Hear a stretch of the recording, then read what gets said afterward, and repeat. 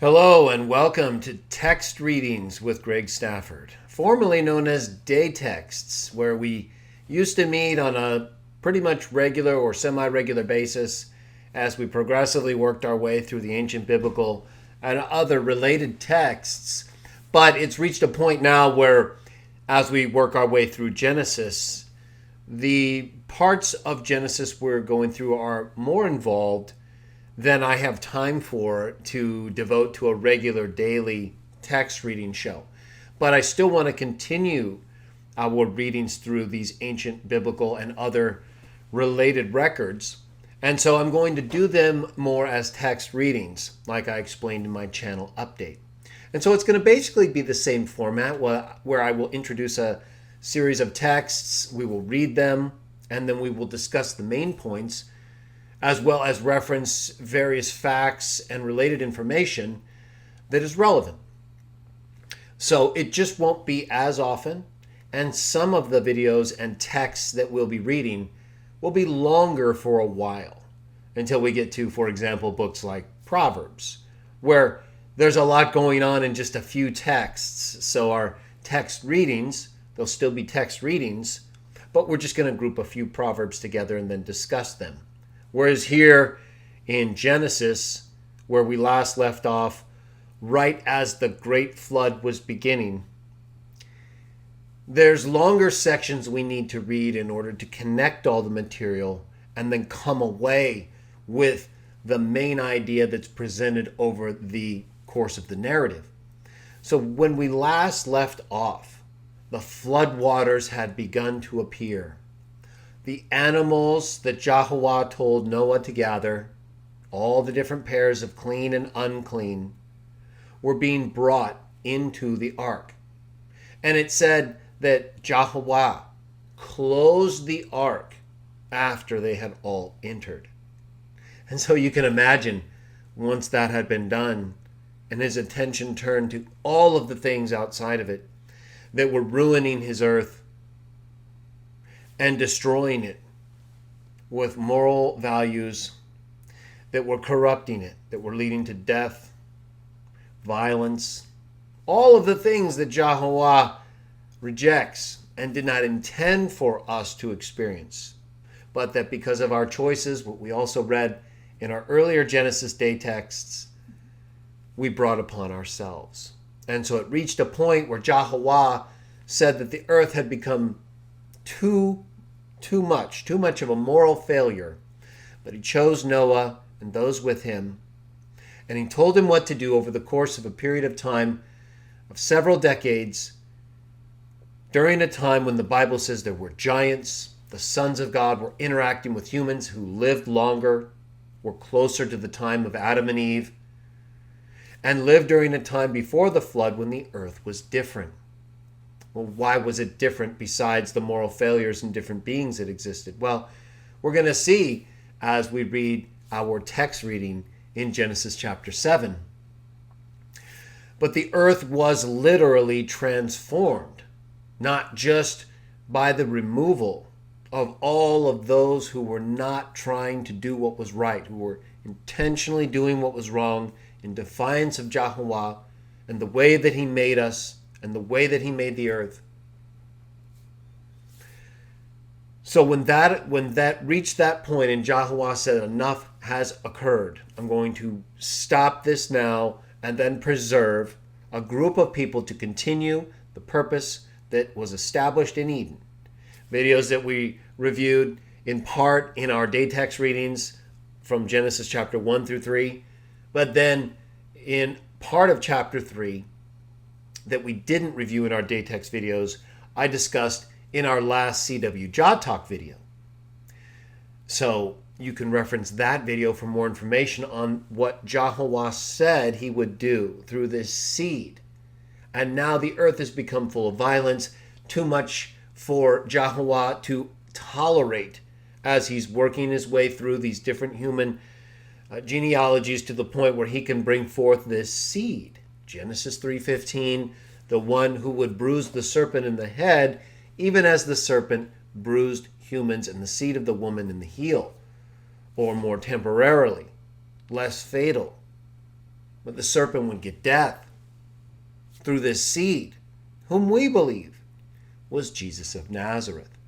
All right, so now back to our text reading. This is stuff that took place right before we got to the point where the flood began. But it all led up to this point. And so we covered all of that material. We didn't review every single text because I have not translated all of Genesis 1 through to this point yet. But we did review it in fair detail and summarize some of the other texts.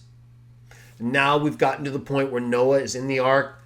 The door's been closed. The animals are inside. The floodwaters have appeared. Genesis chapter 7, verses 17 through 24.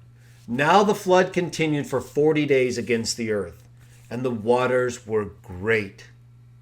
So they began to lift the box vessel, and it began to rise up away from the earth. Verse 17, Greek translation, the cataclysm. That's the term that's actually used in the Greek text. Cataclysmos. The cataclysm came into being 40 days and 40 nights upon the earth. The water was made to increase, and it lifted up the wooden box craft, and it was made to rise high up from the earth. Verse 18, Hebrew translation, the waters started gaining in strength, and they were shooting forth in abundance above the earth. But the box vessel was moving atop the surfaces of the waters. Verse 18, Greek translation, the water was dominating, and it was made to increase immensely upon the earth. And the wooden box craft was brought along over the water. Verse 19, Hebrew translation, when the waters had become strong, increasing with force against the earth, then they began to cover all the high mountains which were below all of the sky heavens.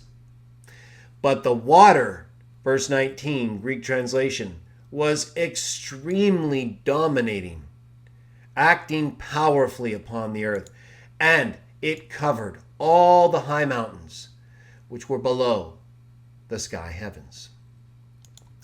Verse 20, Hebrew translation. Let's get it up there. The waters had become strong, and they began to cover the mountains 15 cubits higher, or between 22.5 and 26.25 feet. Very specific reference here. Keep it in mind because it's not insignificant.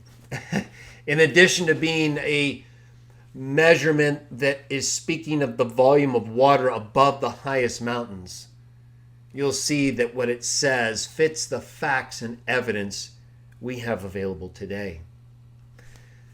Verse 20, Greek translation, the water was made to rise up and to cover all the high mountains, 15 cubits above them.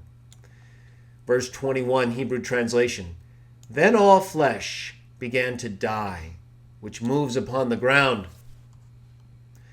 among the flyer and among the land animal and among the wild animal, even among all that moves upon the ground, and among all of humankind.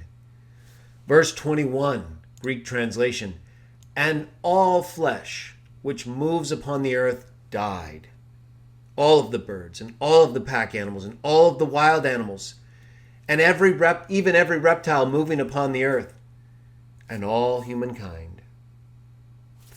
Verse 22, Hebrew translation, everything which has the breath of spirit, things which live by nostrils, from all that is within the dry ground area, they had been killed.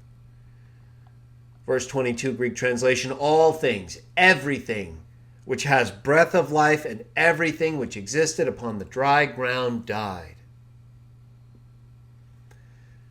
Verse 23, Hebrew translation, so they were erased, all of the existence which was on the surface areas of the land and from among humankind, including land animal, crawling creature, and including flyers of the sky heavens. They were erased from the land, and yet Noah remained. So did those who were with him in the box vessel.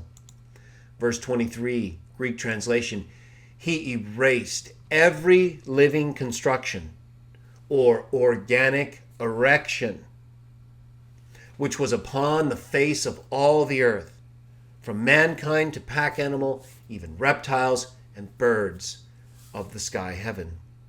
They were erased from the earth, and Noah was left alone, and the ones with him in the wooden boxcraft. Verse 24, our last text for this text reading, and then we'll talk about it.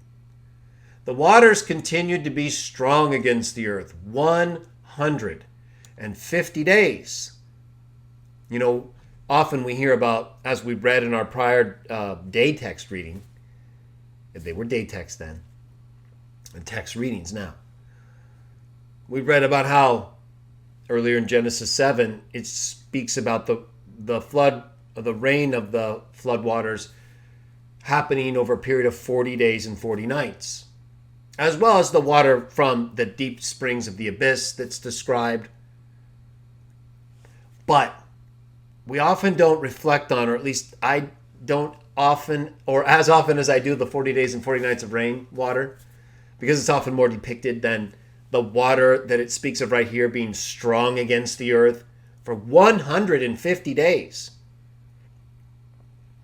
And so that's a longer period of time within which the water is devastating the earth.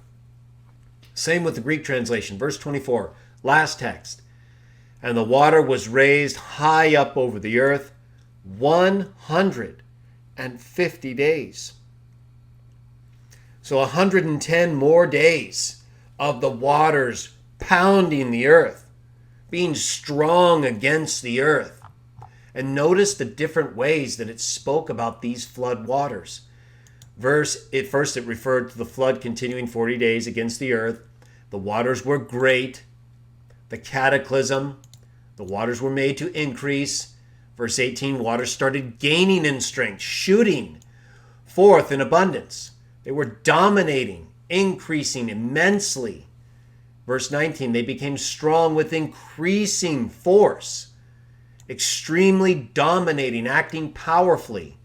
Verse 20, the waters have become strong. Every verse, they just continue to emphasize the power that these waters displayed and exhibited, the dominating force that was acting against the earth and destroying the world of that age.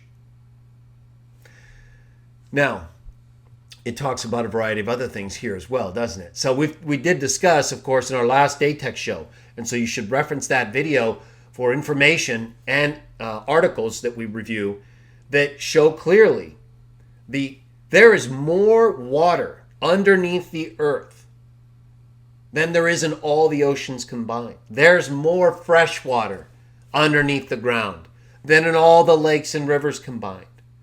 Add to that the water frozen in the ice regions and the water above the expanse part of sky heavens. Let's take a look at just how much water that involves. So here you can see in verse 20, it says the waters had become strong. They began to cover the mountains 15 cubits or 22.5 to 26.25 feet. So almost 30 feet above the highest mountain. Well, what facts do we have today that might speak to this issue and whether or not that's even possible based on the amount of water that we have on, around, underneath, and above the earth? All right, let's talk about it. So here's an article from Tech Insider by Kelly Dickerson. Mount Everest isn't the Earth's tallest mountain. It's what people typically think of as the Earth's tallest mountain, but that's only relative to above sea level. So let's take a look at some of the facts here. It's a June 3rd, 2015 article. I'll put a link in the description below. There's a chart that we're going to review down here that you might find helpful. But in any case, it says the world's tallest mountain technically is not Mount Everest. Mount Everest is the tallest mountain above sea level. But if we're talking sheer height here, base to summit, the tallest mountain is Mauna Kea on the island of Hawaii. Here's how it breaks down. Everest stands 29,035 feet above sea level. Mauna Kea stands only stands 13,796 feet above sea level. But the mountain extends about 19,700 feet below the Pacific Ocean. Over half of it is submerged in the water. That puts the total height of Mauna Kea at about 33,500 feet, nearly a mile taller than Everest.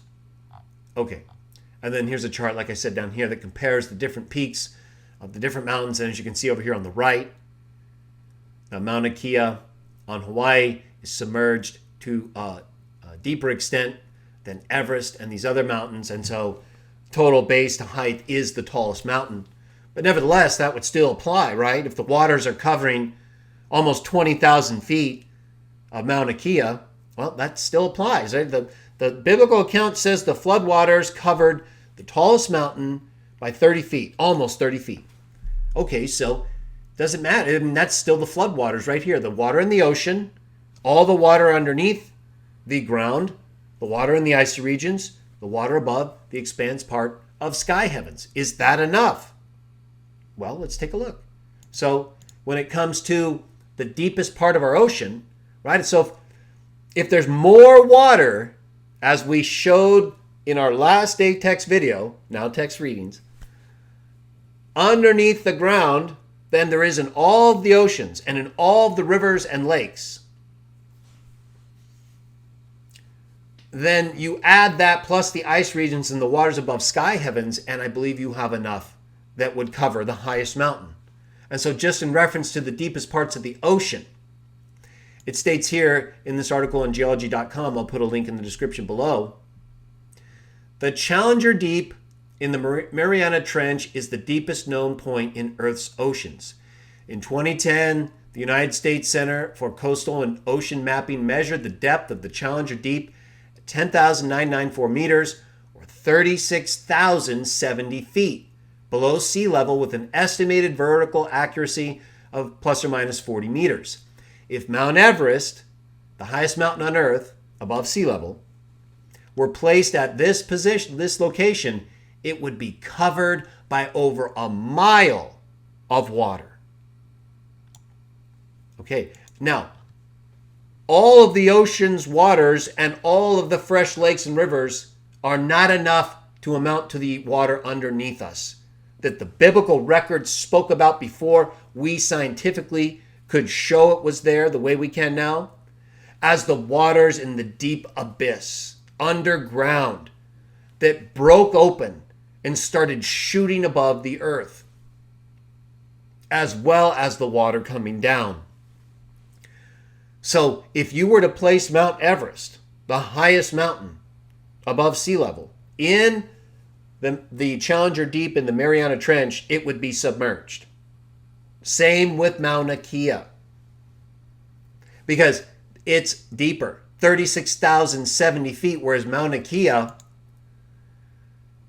is, let's see, I think I have that information that I can reference here. Mauna Kea is about 33,500 feet. So even from base to height, even with 20,000 of that already in the water, you could fit Mauna Kea inside the Challenger Deep in the Mariana Trench in the ocean right now. And if you took all the water underneath the ground, you would have more than you have above on the surface of all the earth right now. So the facts are clear that there is enough water on the earth. And then I'm not even, I did include earlier, but in terms of just the mountains and their relative height to the ocean depth, plus the water we have underneath the ground right now, I really didn't include in that all the water frozen in the icy regions or in the expanse. You had all that water, plus the water underground. I believe the facts show clearly there's enough water on, in, and above the earth to do exactly what the Bible says was done during the time of Noah. And as we read, the kind of water activity wasn't just the water shooting forth with tremendous force, dominating the earth in those ways. It was doing that for a period of 150 days. And so that's why when we look around the earth and we see places like this in Pumapunku, South America, nobody can understand how they were once there, what they fully looked like, and why they're totally destroyed and thrown down like that right now. What force did this in an area that's not even inhabitable right now, or inhabited? It may be habitable, but it doesn't look like it. But it was back then, right? There were enough people or beings living at this location at the time when these structures were built. These gigantic stone structures that look like blocks that fit together. A couple of these places are Tiwanaku and other surrounding locations, but most of these are Pumapunku. This is Tiwanaku over here on the far right, Pumapunku in the center right here. This is all Pumapunku right here, right here. Look at these blocks.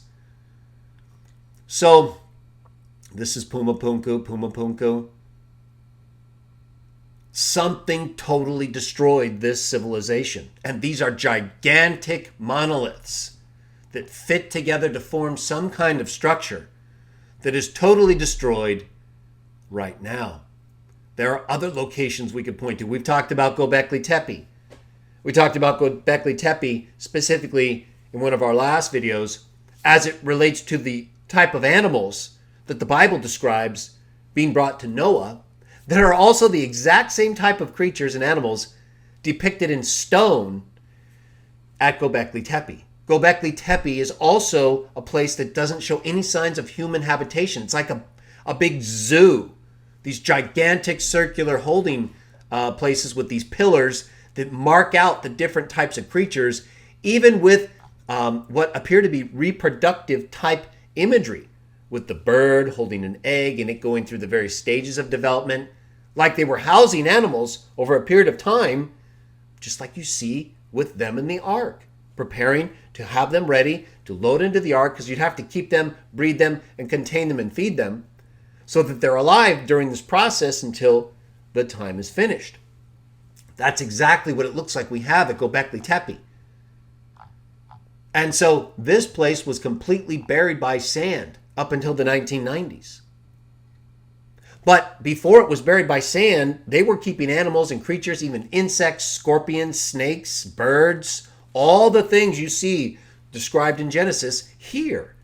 A place within a few hundred miles of Mount Ararat, where it says, as we'll see in our subsequent readings, the ark landed, the box vessel landed. This is all in the same area or region. And it all fits. And to me, it doesn't make as much sense as to believe that people built this place and then went back and buried it by sand, like the ancient alien theorists, some of them believe.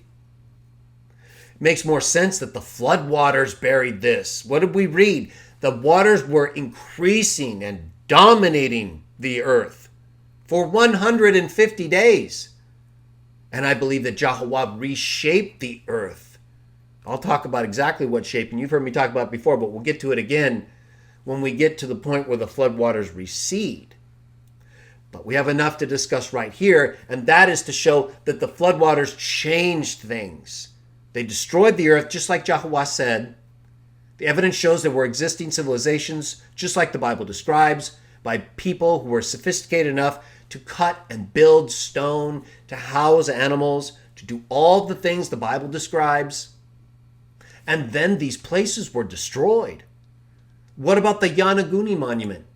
I still find people who seem to have a hard time understanding this is an actual structure built on land before it was put underwater. It's off the coast of Japan or Taiwan, right around that area. And you can see right here, there's all kinds of, you can see these dual monoliths right here, these cut stones, same size, right next to each other. For some purpose, no one knows. You have this giant stone slab right here in front of the face. This looks like a right hand, almost like a palm of some kind. And then right here, if you look where my cursor is, you can see the ear. There's an ear right there. In addition to the eyes, right? They're perfectly aligned. They're not just offset eyes. Here's the mouth right here. This place was destroyed. It was once above land, though. and now it's below water. So the flood explains all of this. It explains how the Yonaguni Monument could be underwater. It explains how Göbekli Tepe could have been buried by sand. It explains all of these things, as well as how places like Pumapunku could have been totally destroyed. Like you see it right now, these gigantic stone slabs and blocks with these perfectly cut holes and squares and rectangles. They're just a pile of rubble now.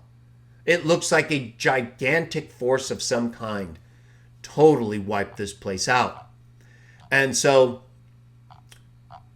there are a lot of civilizations like this as well. You could look at the Nazca lines, also in South America, these gigantic geoglyphs that were obviously designed and put there by some civilization, because it's not inhabited now, not to the extent that it was back when those geoglyphs were made. So it was a different time than now. And that's what the Bible describes before the flood. And it describes these waters coming against the earth, destroying places like Pumapunku, Göbekli Tepe, burying that, not destroying it, right? It's almost like it was sacredly buried by Jehovah, because it was built by Noah, I believe, or at least those with him, to house the animals. Unless there was another group of people housing all these animals and not living nearby in a way that you would expect Noah to do in order to continue that type of grouping, just as he was told to do. It would have to be a place that would be sufficiently capable of housing all of those different types of creatures that would allow them to stay alive over a period of time until they could be loaded in the ark. That's exactly what we have here. And they dated to about 8,000 BC. That is maybe closer about then, or 5,000. It's not far off. Remember, their dating is often based on different events and things like the Ice Age, and their view that the melting of the Ice Age would have caused something like the flood, or events to occur that would have buried places like Göbekli Tepe. So there's a lot of reading into these timelines. Whereas the people that actually lived during those times and wrote down, or who lived closer to them than we do, like in the Bible, and who wrote them down, have what I believe a much better understanding of their historical relevance to them, versus the way many people view them right now. And they tend to extend the dates of these types of sites back to 8,000, 9,000, 10,000 BCE. There's just no basis for that. Even dating it in terms of sediment material. These places were compressed deeply with all kinds of sediment. And so the idea that they could somehow accurately find sediment from the time that these stones were actually cut and this place built is fanciful, in my opinion. It certainly hasn't been established that they have accurately sampled sediments that represent the time when these things were built. There could be all kinds of different settlements over long periods of time, compressed together, especially from events like the flood that would have brought different sediments from different locations and then gradually covered this location. So everything that we're reading fits with the biblical text and what it says, right? From the waters, the amount of water, like we talked about before, the water being broken open from the deep abyss, coming from the waters above the expanse part of sky heavens, and then the waters already on the earth. And then during the flood, that amount of water dominating the earth, 40 days and 40 nights of rain. 150 days of the water acting extremely dominating and powerful, rising up so high that it goes 22.5 to 26.25 feet above all the mountains. Well, how would they have known that? Unless they were there watching the water recede in ways where they could see, basically, or, of course, beings like Michael the Archangel, described by writers like Enoch as alive, as there during that time, obviously alive, but actually active during the time of the pre-flood days. And so it's not inconsistent at all when we see that angels and Michael are there transmitting the law and all these details of everything that took place before people like Moses, that these descriptions would be made in this way, that they would not only be made about events that took place before people like Moses lived, but they would be so accurate, right? If this really happened, and this is really the God who made this happen, and these are really the accurate histories of that God who made all these things happen, then they should be accurate when it comes to these specific details. And they are. They are accurate. It's not just some speculation and then attributed to a divine being or spirit. They're things you can look at and say, okay, well, here's the highest mountain above sea level, Mount Everest. Here's the highest mountain base to height. They would both fit into the deepest part of the ocean. And there's more water under the ground than in all the oceans, rivers, and lakes combined. Add to that all the water in the icy regions and all the water above the expanse part of sky heavens. And this is what you have. And you know what you have as well? You have the exact same thing that the earth started out as. What did it say when we started our Genesis 1 readings? The earth was empty, formless, void. It had no structure to the surface. It was covered by water. The whole earth was covered by water. And what happened? Jehovah sent a wind, his spirit, and he caused the waters to recede and dry land to appear. And you're going to see in our next text reading, that's the same thing he does here. But you notice also that I believe, as is made clear in verses 21 through 24, that part of the reason the water had to rise up this high is because all of the living things on the earth that Jehovah had to destroy because it had been corrupted and lost its way because of all of the corruption by the sons of God, by the children of Adam, and by the Nephilim. They would have all, animals and humans and Nephilim, gone up to the highest points, right? I mean, they would have tried at all costs. Based on everything we know with living types today and our response to floods, they would have continued to go up and up and up. And so what did Jehovah do?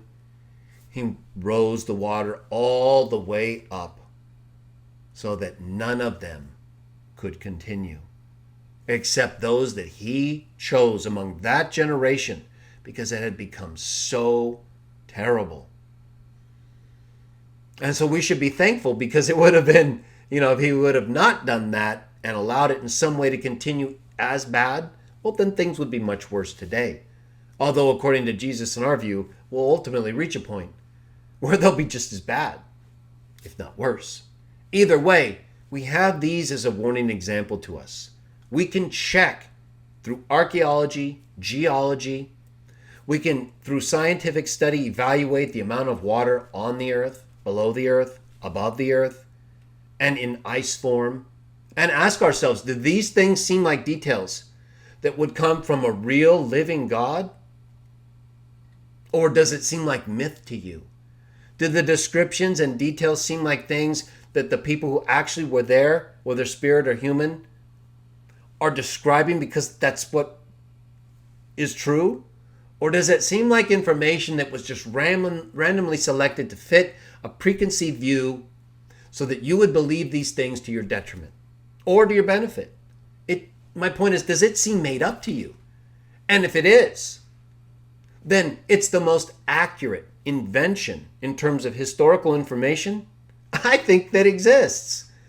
Because they've not only been able to invent a story that is accurate when it comes to the water they could see, but also the water they could not see. They've not only managed to invent a story that involves the preservation of animals of all types in ways that is difficult to believe is possible until you see a place like Göbekli Tepe. Then they've managed to invent a story that speaks of the waters surging against the earth and rising to such a height that they go above the highest mountain by almost 30 feet. And the information we have today says they were right. I just don't see how anyone could be that accurate while lying and making up all of these things they never would have been able to predict, because they wouldn't have happened, right? They're lying. They made it up. It's a story. But they're right. So how could it be a story? Maybe it's just right. Maybe that's history. Maybe that's what really happened. According to the evidence, it is. And that's why we take our time to review these texts, to go over this information so that we know what to do next. And we're prepared, because if this is real, right, it's not just some story, myth, or legend that we've become familiar with and we hope is true. We've actually looked at it. We've taken our time to study it. And we've looked at the things it says about the time of the earth that it describes, the locations like Eden, the 4 rivers, the surrounding region. And then we looked at different things, like what happened after Eden. We looked at different cultures and how they described the lengths of lives of different people as being much longer than today. And they all described a period of time when the sons of God came to the earth, interacted with humans, and then some cataclysm or event took place, and they left, and the earth was different. And that's what we're reading about right now, at least the biblical history, because the story of the flood and of the destruction of the ancient world is not unique to the Bible. But the Bible's history is unique because it describes things that we can verify in ways that many of the other ancient accounts don't describe in the same ways, so that they're not as reliable, even if they're describing the same things. The Bible includes details about the location and types of waters, the amount of water, how high the water went up above the highest mountain, to the foot. You might even say to the partial part of a foot. And it's accurate based on everything we know and can show today in life. So I encourage you to continue to join us for our text readings in Genesis. We'll continue and review in our next reading as we start Genesis chapter 8. What happens next? Remember, the earth started out the way we see it right now, although not with the same intent. Right? The flood that took place during Noah's time was because Yahweh was displeased with what was happening because of the introduction of sin. But during the creation, Yahweh chose the earth as a place that he would make habitable for humans and other living types until we all corrupted our way. But Yahweh did not abandon his purpose regarding the seed that would bring about an end to all of these things that are bringing about an end to our life and the things that should be better in life, but for our bad choices and for the involvement of the sons of God who rebel against Yahweh. So we have to continue through to the next time, the coming age, like Noah and his family did. They had to wait. They had to do the things that they knew were right according to how they were made in the environment in life. It's the same with us today. So we do these text readings and other videos to try to encourage you. So I hope you'll join us for our next text reading in Genesis. Tomorrow I will be presenting CW Jaw Talk number 29. It will involve Isaiah 6, Isaiah 53, and John 12. All the stuff. And if you notice my CW Jaw Talk 13 on Ancient Aliens and Christians, the Flood, that was copyrighted by A&E. Because I showed part of the video. I didn't fight the copyright. I probably could have. But this just wasn't like a high view thing. I don't get enough views for it to really matter. At least not right now. And so, but they've actually taken it down. They didn't take it down initially. Now they've taken it down. So I'm going to redo that video. Probably after the first of the year, I'll go back and just do a whole new video. Redo of CW Jaw Talk 13 on Ancient Aliens and Christians. The Great Flood, same thing. I'll do it better though. We'll incorporate information from our text reading here and our other day text readings about the flood.